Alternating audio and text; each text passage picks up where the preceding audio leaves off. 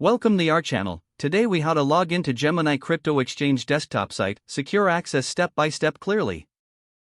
Open your web browser on your desktop. Type in the URL for the Gemini crypto exchange website.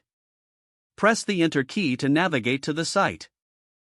Once the page loads, locate the login button at the top right corner. Click on the login button to proceed. You will be directed to the login page. Enter your registered email address in the provided field. Next, input your password in the password field. Ensure that your password is entered correctly by checking for any typos. After entering your credentials, review them for accuracy. If you have two-factor authentication set up, be prepared to complete this step. Check your mobile device for the authentication code. Enter the code in the designated field on the login page. Once all information is entered, click on the login button. If the information is correct, you will be granted access to your account. In case of an error, review your email and password and try again. If you can't remember your password, click on the Forgot Password link for assistance. Follow the prompts to reset your password if necessary.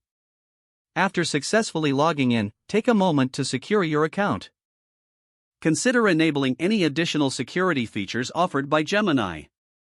Now you are ready to navigate the Gemini platform and start trading.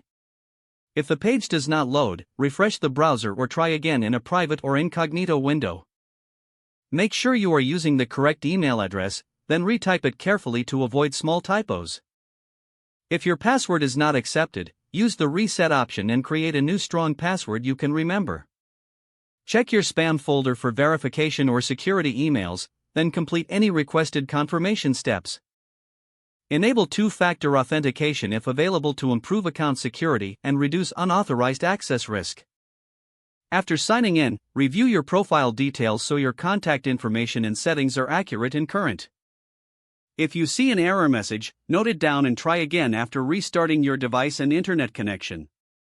Don't forget to like this video and subscribe to our channel for more step-by-step tech guides.